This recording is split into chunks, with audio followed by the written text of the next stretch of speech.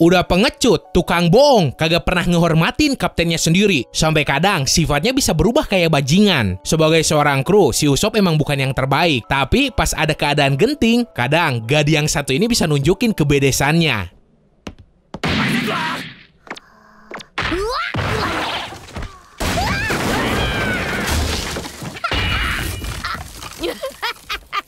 Nah, meskipun One Piece udah jalan lama banget, tapi gua ngerasa kalau kemampuan si Usopp tuh kagak begitu banyak berkembang. Sekalipun udah lewat time skip, terus kurang banget disorot. Yang ada pas sampai di Dressrosa doang, kekuatan si Usopp perlahan nambah. Nomor 1, sebuah pertarungan tragis, Water 7 Story Arc.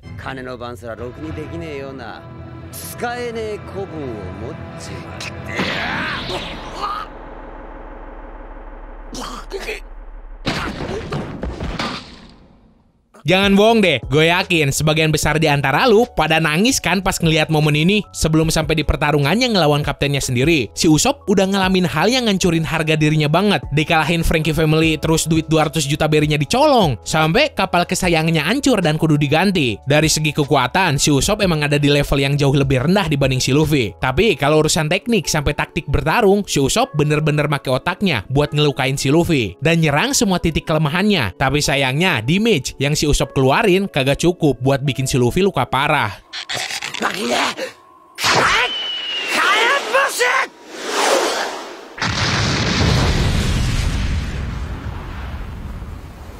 Nomor 2, pertarungan perdana setelah time skip, Fishman Island Story Arc.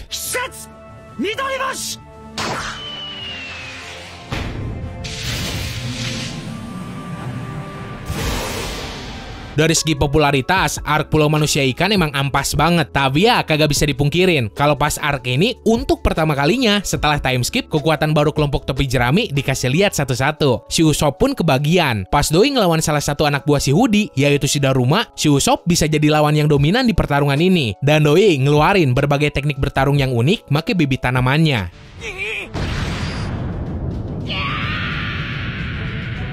Impacto Uruf.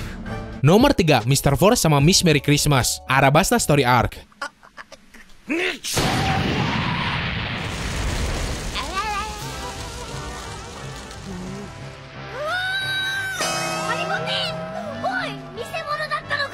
Di-assist sama si Chopper, si Usopp bisa ngalahin pengguna buah iblis yang terbilang kuat dari kelompok Baroque Works. Setelah pertarungan ini, si Usopp emang ngederita luka yang lumayan parah. Tapi selama pertarungan, Doi berhasil nunjukin performa yang epic dan ngerahin semua kemampuannya. Mulai dari serangan bohongan macam Palu 5 ton sampai Wagomu, dimanfaatin secara efektif banget.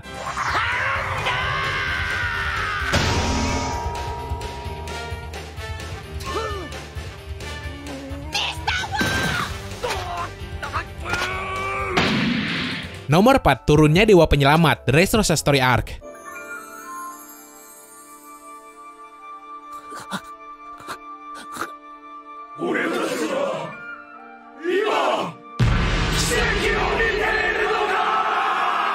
Semua bajak laut sampai warga Dressrosa yang Doi selamatin dari kekuatan buah iblis si Sugar mulai ngelihat si Usopp sebagai seorang dewa yang ngasih keajaiban buat mereka. Dan di sini si Usopp sampai dikasih gelar God. Sayangnya para penyembah baru si Usopp tersebut kudu berbalik jadi musuh si Usopp. Setelah si Mingo ngasih harga buronan buat kepala si God Usopp seharga 500 juta berry, dan cuma beberapa orang yang tetap ada di pihak si Usopp. Hal ini juga jadi momen dimana kebohongan si Usopp punya pengikut banyak banget jadi kenyataan.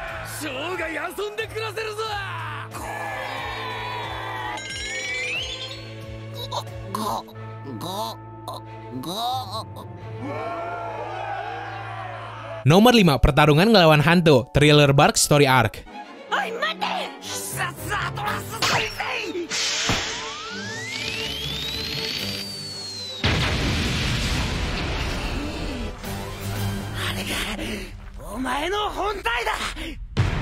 Pertarungan ini jadi sebuah tantangan tersendiri buat si Usopp. Soalnya lu tahu sendiri kalau si Perona bisa ngeluarin roh dari jasadnya yang bikin serangan fisik apapun nembus tuh cewek. Alhasil lah si Usopp kagak bisa nyerang. Tapi biarpun ada di dalam keadaan yang kurang nguntungin, Doi berhasil muter otak buat nyari jasad si Perona yang disembunyiin. Sampai akhirnya dengan serangan pembuat shock milik si Usopp, Doi berhasil bikin si Perona pingsan dan kalah di pertarungan tersebut.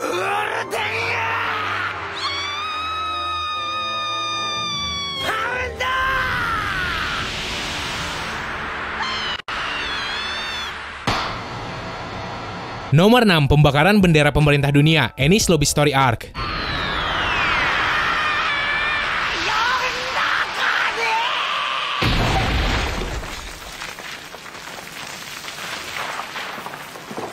Oke, gue juga tahu si Usopp ngelakuin hal ini tuh bukan atas dasar inisiatifnya sendiri, melainkan atas suruhan si Luffy. Tapi fakta kalau si Usopp sama sekali kagak ngerasa ragu pas ngebakar tuh bendera, bikin doi kelihatan keren banget. Karena biasanya kan si Usopp pasti banyak banget alasan buat ngeles dan nolak ngelakuin hal tadi. Tapi pas di sini yang cuma ada di pikiran sama tekadnya, doi pengen nyelamatin si Robin dari pemerintah dunia.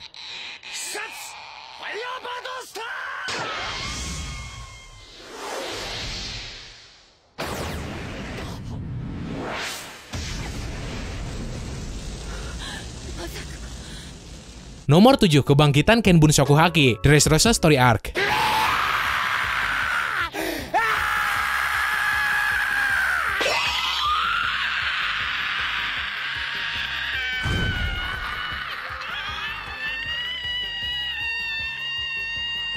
Di bawah tekanan yang luar biasa tinggi dan dituntut nembak targetnya secara akurat, si Usopp berhasil ngebangkitin Kenbunya, biarpun kagak sengaja. Waktu itu mental doi diuji banget, berhubung kalau tembakannya meleset, si Luffy atau si Law bakal dirubah jadi boneka sama si Sugar. Dan semua rencana aliansi topi jerami buat ngalahin si Mingo bisa amburadul. Raja Sniper ditambah Haki Kenbu. Di titik ini sebenarnya si Usopp udah punya kekuatan yang bisa doi banggain. Langkah selanjutnya ya ngasah Kenbu tersebut, terus ngalahin babehnya sendiri yaitu si Yasop.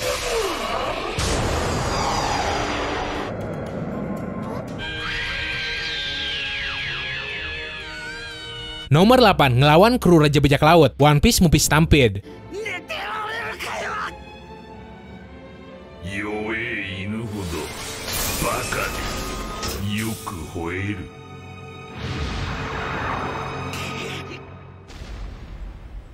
Ceritanya emang non-canon, tapi si Usopp di sini nantang salah satu orang yang jadi kru Raja Bajak Laut, yaitu si Balit. Selama pertarungan, si Usopp emang kalah telak dan kagak bisa ngelukain si Balit sama sekali. Tapi si Usopp berhasil jadi MVP di Movie Stampede setelah nyabotase sistem gasa-gasa yang si Balit pakai dengan cara ngemasukin bibit tanamannya ke dalam robot yang si Balit bikin. Terus dari dalam ngancurin robot tersebut sampai akhirnya bikin si Luffy bisa ngalahin si Balit.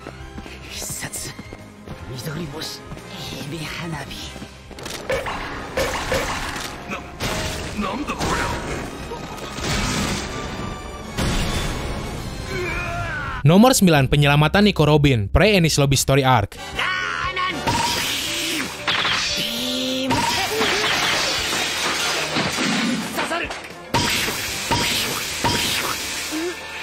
Biarpun sadar sama kekuatannya yang kagak seberapa, orang pertama yang punya inisiatif nyelamatin si Robin, ya si Usopp ini, yang waktu itu nyamar jadi Sogeking. Secara bedes, doi ngelawan para agen suruhan pemerintah dunia. Meskipun sayang, pada akhirnya si Usopp gagal nyelamatin si Robin setelah muncul para anggota CP9.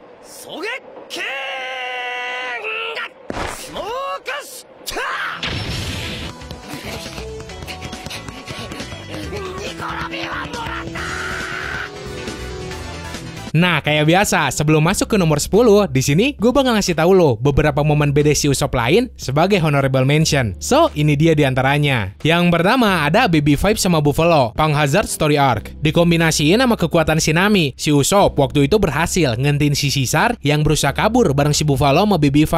Si Usopp bahkan berhasil nembakin rantai batu laut yang kemudian ngekekang si Caesar.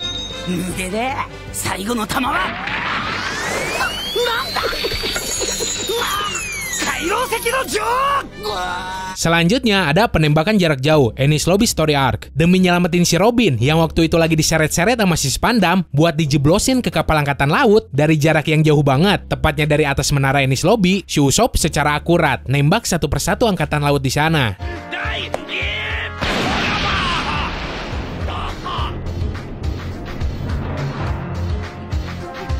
Terus ada pengorbanan demi seorang cewek, Shiro Village Story Arc. Demi nyadarin si Kaya sekaligus nyelamatin doi dari tangan si Kuro, seorang mantan angkatan laut yang jadi jahat banget, si Usopp rela ngorbanin apapun demi nyelamatin cewek yang doi suka tersebut.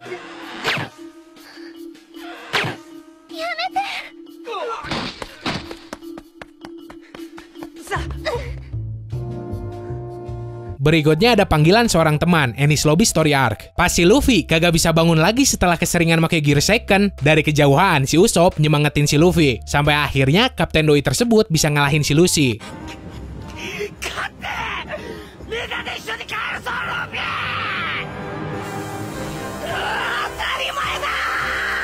Dan satu lagi ada pembelaan seorang teman, Arabasta Story Arc. Pas ngelawan Mr. Four sama Miss Merry Christmas, si Usopp ngerasa marah banget setelah musuhnya itu ngehina impian kaptennya. Dan si Usopp di sini ngasih pidato yang keren banget.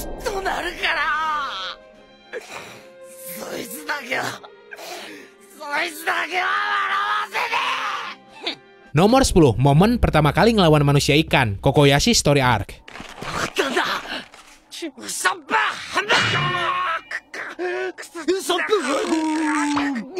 Ketika misi pembebasan desa Kokoyashi dari cengkraman si Arlong, si Usopp waktu itu kebagian ngelawan manusia ikan bernama Chu, yang mahir banget nembakin air dari mulutnya. Awalnya juga si Usopp kocar-kacir karena Doi ngerasa takut banget, terus kagak mampu ngelawan si Chu. Sampai akhirnya si Usopp mikirin cara buat ngelawan, dan berhasil ngalahin tuh manusia ikan dengan cara bertubi-tubi Doi pukulin pakai palu yang selalu si Usopp bawa.